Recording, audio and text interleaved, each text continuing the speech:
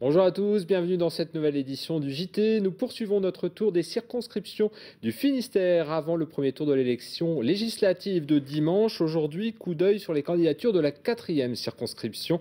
Olivier Clèche est en compagnie de Ronan Tanguy, le responsable de la rédaction du Télégramme de Morlaix. Tout de suite, l'actualité de ce mardi 5 juin 2012 dans le Finistère. Charles Doux était face à ses salariés ce mardi à Châteaulin. Un conseil central d'établissement s'est tenu au siège du groupe Volailler.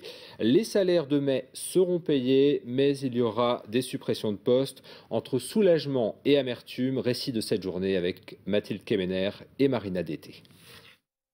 Réunion très attendue chez Doux entre direction et syndicats. Ce mardi matin, Charles Doux s'est expliqué sur le dépôt de bilan et a présenté la mandataire de justice. En milieu de journée, première annonce. Que l'administrateur vient de déclarer que les salaires de ce mois-ci seront virés aujourd'hui sur les comptes des salariés. Mais en milieu d'après-midi, coup de tonnerre, la direction annonce une vague de licenciements.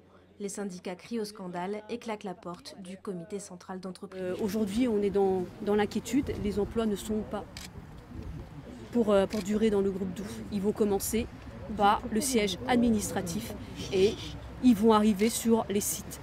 Personne n'est à l'abri au sein du groupe Doux. Ils vont nous faire le ménage. Alors quand est-ce qu'on va nous écouter? Je ne sais pas. Je ne sais pas. Moi, je lance un appel au secours. Il va bien falloir qu'on puisse garder nos emplois.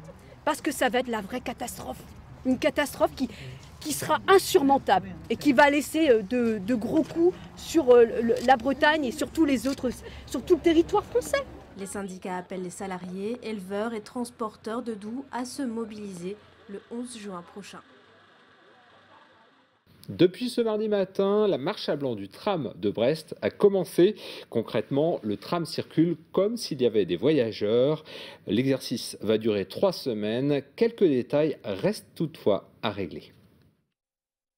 Depuis ce mardi matin, les conducteurs du tram de Brest sont seuls à bord de leur rame. C'est la marche à blanc. Un petit moment de solitude vite oublié pour ces tout nouveaux conducteurs. Un petit stress en départ de journée, puis au fur et à mesure, on se rend bien compte que avec l'expérience qu'on a eue, tout compte fait, on a appris à passer nos feux, à passer les carrefours en sécurité. Donc tout découle après, surtout le long du circuit. Donc on prend confiance au fur et à mesure des kilomètres. Dans le rame, les conducteurs ne sont pas vraiment seuls. En liaison permanente avec le PCC, comprenez le poste de commande centralisé. Ils dialoguent en permanence avec les 15 régulateurs. Dans leur tour de contrôle, ils se relaient pour organiser au mieux la circulation des 20 rames de tram. Il y a des plots là sur le Glo, là, au niveau de la place Strasbourg, juste avant la station. Ok, 1008, donc autorisation d'abandon de poste pour aller dépasser les plots. Hein. À toi. Ce mardi, l'exercice de la marche à blanc a bien débuté, mais le scénario pourrait bien se corser pour les conducteurs dans les jours à venir. Nous allons faire des mises en situation au plus près de la réalité.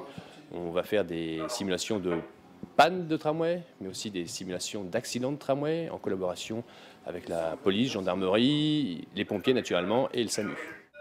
La marche à blanc va se poursuivre jusqu'au 22 juin prochain, la veille de l'inauguration. Ce jour-là, il restera l'élément le plus important, l'accueil de milliers de voyageurs pressés de découvrir le nouveau moyen de transport de l'agglomération brestoise. Nous poursuivons notre tour des circonscriptions du Finistère pour les élections législatives de dimanche prochain. Aujourd'hui, coup d'œil sur la 4e circonscription, celle de Morlaix.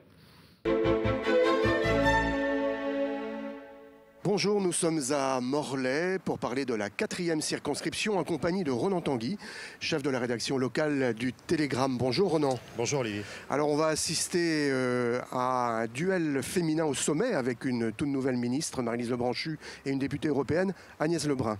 Oui, tout à fait. Sur cette circonscription, on aura face à face deux poids lourds de la politique locale, voire même nationale, avec d'un côté effectivement Maryse Lebranchu, députée sortante, qui brigue un 4e mandat sur cette circonscription.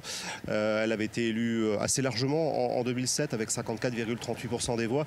On peut donc estimer qu'elle sera la grande favorite de ce scrutin. D'autant que Morlaix a très bien élu François Hollande. Tout à fait. Sur cette circonscription, François Hollande a obtenu près de 61%.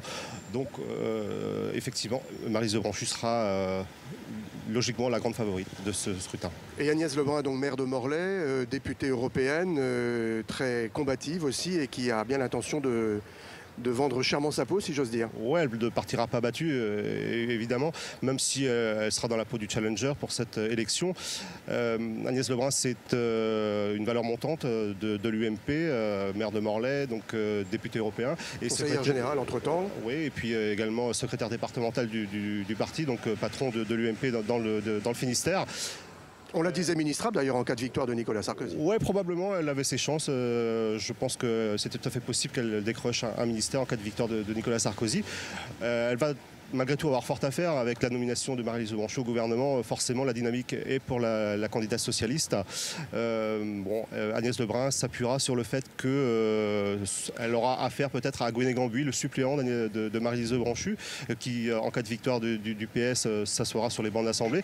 Et donc, Gwené Gambouis, qui souffre d'un manque de notoriété, un petit peu malgré qu'il soit conseiller régional et qu'il ait travaillé dans le cabinet de François Hollande en vice-président du conseil régional. Vice-président, tout à fait. Mais qui souffre un petit peu d'un manque de notoriété et qui pourrait peut-être jouer en faveur de l'UMP et d'Agnès Lebrun.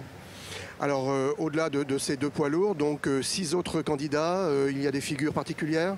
Alors pas vraiment de figure particulière. Le troisième homme pourrait être le candidat du Front de gauche, Ismaël Dupont. Les écologistes tenteront de faire mieux qu'en 2007, approcher les 5%, on va dire. Le Modem avait réalisé 10% en 2007. Ça va être beaucoup plus difficile cette fois-ci avec une jeune candidate de dernière minute. Et puis pour le reste, on aura une candidate lutte ouvrière et deux candidats de l'extrême droite, dont Yann Valéry pour les identitaires, Breton, et Francine Remac pour le Front national. Elle s'était déjà présentée en 2007 et elle avait obtenu simplement 1,74%. Elle devrait faire mieux. Quels vont être les dossiers principaux de cette campagne ? Alors, Britair, dans un premier temps, on parle d'une réorganisation d'Air France, la maison mère, qui envisage la création d'un pôle régional pour ses filiales, ce qui pourrait avoir des incidences sur l'emploi ici à Morlaix, où Britair emploie 400 personnes. Et autre compagnie importante, la Brittany Ferries ? Oui, tout à fait. Là, c'est l'augmentation du prix du carburant qui pose problème, même si, a priori, on va dans le bon sens, mais malgré tout, il y a des inquiétudes demeurent sur ce sujet. Et là aussi, ce sont plusieurs centaines, voire milliers d'emplois qui sont en jeu. Merci beaucoup, Renan, pour ce tour d'horizon de la 4e circonscription. Au revoir. Au revoir. Et ce mardi, retrouvez les candidats de cette 4e circonscription dans un débat animé par Olivier Clèche. C'est sur TBO à 19h15, rediffusion ce mercredi à 15h15. Pour notre part, on se retrouve demain à partir de 18h15 pour un nouveau point sur l'actualité dans votre département. Bonne soirée à vous.